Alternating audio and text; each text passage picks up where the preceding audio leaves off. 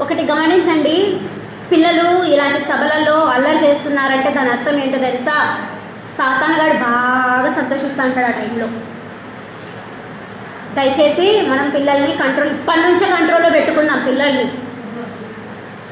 ఏం చెప్పి కంట్రోల్లో పెట్టుకుందాము? వాళ్ళు మంచోళ్ళు కాదు నాన్న, వీళ్ళు మంచోళ్ళు కాదు తల్లి, వాళ్ళ దగ్గరికి నువ్వు పోవద్దు నాన్న, వీళ్ళ దగ్గరికి నువ్వు రావద్దు నాన్న అన్నాడు అనుకోండి, రేపొద్దున వాడు మంచిగా ఎదిగినాడు అనుకోండి, రేపొద్దున నిన్నే చీ అంటాడు. రాసి పెట్టుకోండి, మీ బుక్స్లో మీ డైరీలో రాసి పెట్టుకోండి మాట.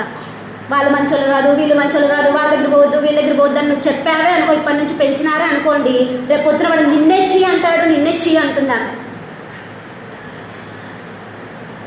అది కాదు పెట్టి పిల్లలకి అవి పెట్టి కాదు పెంచాల్సింది. రోజు ఒక బైబిల్ స్టోరీ చెప్పండి, దేవుని మాటలు చెప్పండి.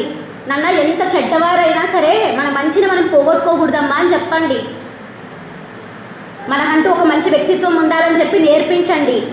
అది లేకే మన కుటుంబాలలో పిల్లలు ఎలా తగలబడ్డారో మీకు తెలుసు, నాకు తెలుసు. తెలీదా? గతంలో చెప్పినా కదా, ఎగ్జాంపుల్ ఇప్పుడు కూడా చెప్తా. పలానా ఇంట్లో ప్రేయర్ పెట్టుకుంటే భోజనాలు ఏర్పాటు చేస్తే చర్చికి రారు పిల్లలు. అయినా సరే తల్లులు ఏం చేస్తారు చెప్పండి? తిందు రారా అంటున్నారా అన్నారా? మరి పరలోక రాజ్యానికి మీరు పోతారు, మీ పిల్లలకి రారా, రే వీడున్న రారా, పరలోకంలో దేవుడి దగ్గర ఉన్న రారా రారా అంటే వస్తాడా వాడు? వస్తుందా ఆమె? వస్తుందా? చెప్పండి అమ్మ, వస్తారా? రారు. అన్నం తిన్నంత ఈజీ కాదు.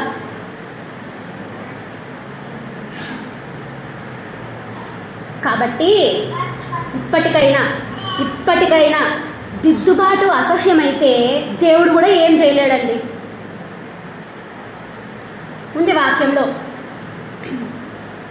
దిద్దుబాటు అసహ్యమైతే ఆయన కూడా ఏం చేయలేడు. అయ్యో ప్రభువా, నేను దిద్దుకుంటానయ్యా, నన్ను నీ రాజ్యం కోసము సిద్ధపరచయ్యా, నీ రాజ్యానికి నేను మేలుకరంగా ఉండేలా నాకు సహాయం చేయి ప్రభు అని అడిగితే ఆయన సహాయం చేసేవాడుగా ఉన్నాడనమాట. ఒక చిన్న మాట చెప్పి ముగించేస్తా.